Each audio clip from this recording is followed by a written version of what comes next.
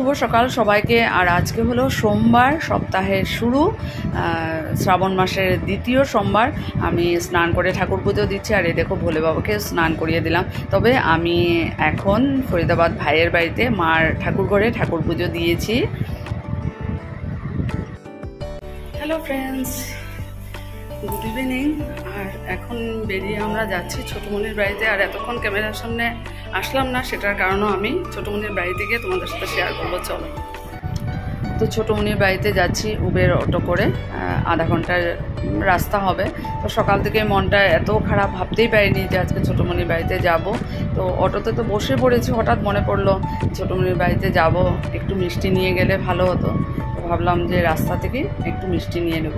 তো অটোটাকে দাঁড় করিয়ে অমিতাভ আর আমি এই যে বিকানেরের মিষ্টি দোকানে ওখানে ঢুকে একটু মিষ্টি আর সল্টেড চানাচুরের প্যাকেট নিলাম। তো একটু মিষ্টি নিয়ে নিলাম আর এখন যাব, অটোটা দাঁড়িয়ে আছে।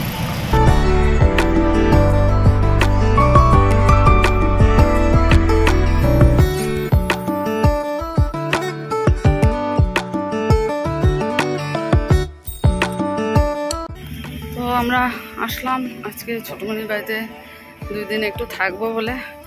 সকালবেলায় আসার কথা ছিল, কোনো কারণে আসতে পারিনি, সেটা আমি বলবো তোমাদের সাথে কথা।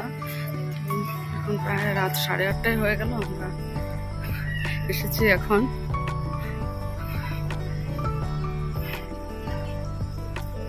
লরিক সিটি টাওয়ার 2 আর 9 নম্বর ফ্লোর, না 9 ফ্লোরে থাকে। মা ওরা 5th ফ্লোরে আর ওরা হলো 9th ফ্লোর। সুবিধা, লিফট আছে, লিফটে উঠে যাও, হাঁটতে হবে না।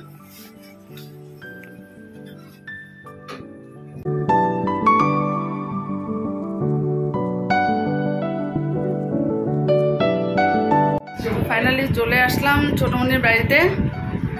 আরেকদিন এসে গেছি, আজকে 2 দিন থাকবো আর কি, তাই আসলাম। অনেকটা রাত হয়ে গেল কিছু কারণের জন্য। আমি প্রতি বছর মানে যখনই আসি ছোটোমণির বাড়িতে আমি আসি, কিন্তু তখন আমি ব্লগিং করতাম না।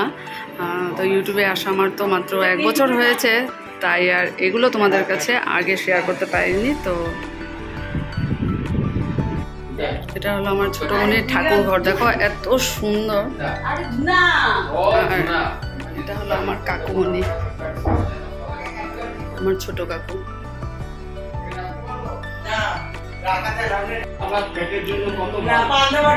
জিজু আর শালাবাবু এই যে কথা বলছে, দেখো।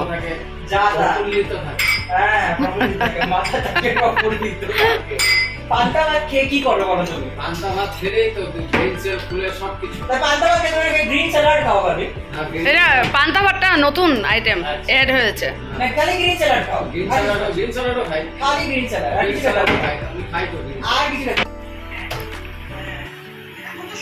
ছোটোমণির বাড়িতে বসে বসে ছোটোমণি রান্না করছে, আর আমি ফ্যানের নিচে বসে বসে এত সুন্দরভাবে টিভিটা দেখছি।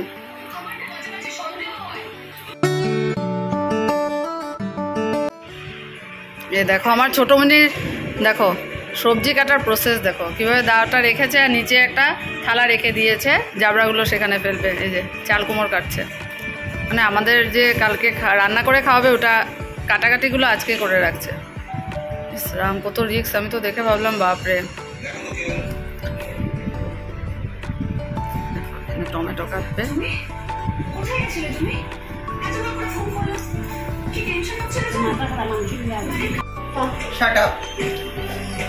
যে আমাদের ডিনার বানাচ্ছে, রেডি করছে। আমার ব্লগিংটা না এখানে ছোটোমণি বুবুন ওরা প্রতিদিনে দেখে, তো টিভিতে দেখে ওরা, সত্যি ওদের সাপোর্ট। আর এই আজকে এখানে এসে ব্লগিংটা করছি, ভালো লাগছে। এটা আলু ঝুড়ি,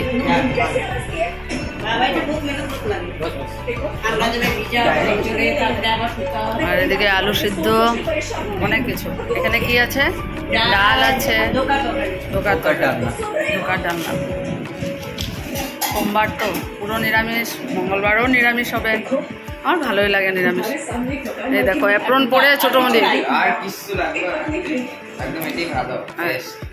এদিকে চলছে স্টার ভারতে কি চলছে 10-29 আখরি 10 तक।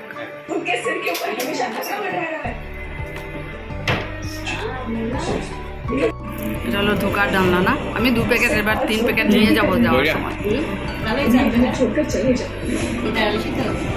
এই হলো আরেকটা রুম, আর এই দেখো ছেলে বসে কম্পিউটার দেখছে।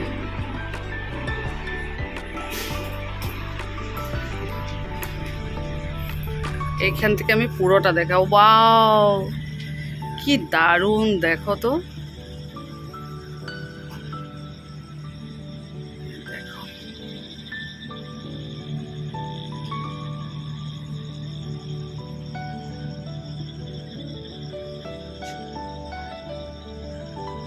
আজকে নাইট ভিউটা তোমাদেরকে দেখালাম। আমি কাল মর্নিংয়ে এই দিকের ভিউটা তোমাদের সাথে আমি শেয়ার করব। তো এখন আমি বলছি যে আমি দুপুরবেলা থেকে কেন ক্যামেরার সামনে আসতে পারিনি, কারণ আজকে আমার মার শরীরটা এত খারাপ হয়েছিল সকাল থেকে। তারপর মানে দুপুর দিকে প্রায় একটু বেশি খারাপ হচ্ছিল, গ্যাসের থেকে মানে শ্বাস নিতে কষ্ট হচ্ছিল। তো ভাই অফিসে গেল না, আর রিমার টিয়া তো চলে গেছে, তখন এতটা খারাপ ছিল না। তারপর ভাই বললো ঠিক আছে, ডক্টরের সাথে কথা বললে যে ডক্টরের কাছে নিয়ে যাবে। ডক্টর বললো যে মাকে নিয়ে আসো। মা তাদের ড্রেসগুলো, খাওয়া দাওয়ার সেই ইয়েই ছিল না, মানে কী যে একটা পরিস্থিতি ছিল না বলে বোঝাতে পারবো না। দূরে থাকলে তো সেই আজকের ফিলিংসটা মানে দূরের থেকে হয়, আর সামনে থেকে এইভাবে দেখতে মা মানে খুব যন্ত্রণা পাচ্ছিলো। একবার শুয়ে একবার বসে। ভাই ওষুধ দিল, তারপরে বললো না নিয়ে যাই।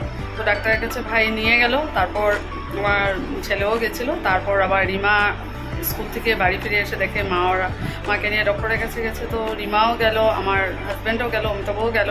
তো সবাই বাড়ির বাইরে, টিয়া আসলো, পরে টিয়া ভাত খেয়েছে, কিন্তু আমার আর খাওয়া যাচ্ছে না। মানে এত ঠাকুরের কাছে প্রার্থনা করছি, ঠাকুর, কারণ ইসিজি করেছে, ইসিজি রিপোর্ট নর্মাল ছিল, কিন্তু আরেকটা ব্লাড টেস্টে হয়তো বা হার্টের কোনো প্রবলেম নাকি সেটাই মানে ডাউট করছিল ডক্টররা। তো সেটা ভেবে মানে আমার যে কি বলবো, আর আমি শুধু চোখের থেকে জল পড়ে গেছে। এই ছোটোমণিকেও ফোন করে বলেছি, ছোটোমণিও ওদিকে টেনশন করছে, ওদিকে ভাই রিমাও বলছে টেনশন করবে না দিদি ভাই, ঠিক আছে কি করবো, ঠাকুরের কাছে এটাই প্রার্থনা করছিলাম। তো সেই মুহূর্তে মানে তোমরাই বলো যে আমি কিভাবে ক্যামেরাটা অন করে সেই কথাটা বলতে পারবো। তো যাক, ওরা বাড়ি ফিরেছে প্রায় 6টা, আর কারো কোনো খাওয়া দাওয়া নেই। আর 5:30টার সময় মানে অমিতাভ ফোন করে বললো যে মানে মার রিপোর্ট নর্মাল, কিছু পাওয়া যায় না। তখন যে আমার সেই মুহূর্তে কী আনন্দ হয়েছিল কি বলবো। তো সেই আর কি, ছোটোমণির বাড়িতে আমার তো সকালবেলা আসার কথা ছিল, যার জন্য সকালবেলা আসতে পারলাম না, দুপুরেও আসতে পারলাম না, ছোটোমণি রান্না করে রেখেছিল। তারপর আমরা 6টার পরে ভাত খেয়েছি সবাই, কারণ সবার খুব খিদে পেয়েছে, দুপুরবেলার খাওয়া খেয়ে দে। তারপর আমরা ড্রেস পরে এখানে আস্তে আস্তে 8:30 হলো, এখানে এসে চা খেয়েছি। তো এই হলো কথা, যার জন্য আমি ক্যামেরার সামনে আসতে আমার এত দেরি হলো, মনটা ভীষণ খারাপ ছিল। তো যাক, এখন খাওয়া দাওয়া শেষ হলো, এখন দাঁত ব্রাশ করে আস্তে আস্তে যাবো ঘুমোতে। খুব আনন্দে দিনগুলো পার হচ্ছে আমার, দেখতে দেখতে ছুটির সময়গুলো পার হয়ে যাচ্ছে। আবার সেই আমার মানে জায়গাতে ফিরে যেতে হবে। তো চলো তাহলে আবার দাঁত ব্রাশ করে তারপরে তোমাদের সাথে কথা হচ্ছে। তো দাঁত ব্রাশ হয়ে গেল, আমি এই যে বাথরুমে দাঁড়িয়ে তোমাদের সাথে কথা বলছি।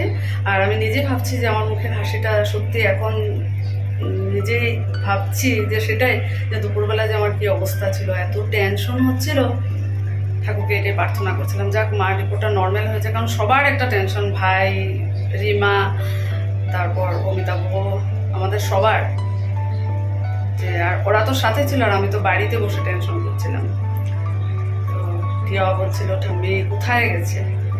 তো যাক, সব কিছু ভালোভাবে হয়েছে, রিপোর্ট নর্মাল এসেছে, এটাই সবচেয়ে বড় কথা। মা এখন ঘুমাচ্ছে, ফোন করেছিলাম, ভাই বললো না এখন খেতে ডাকবে। রিমাও বললো, কারণ কাল রাতে থেকে মার ঘুম হয়নি ভালো করে, আর একটা ব্যথা হচ্ছিল না, সেটা থেকে টেনশনে ঘুমাতে পারছিল না।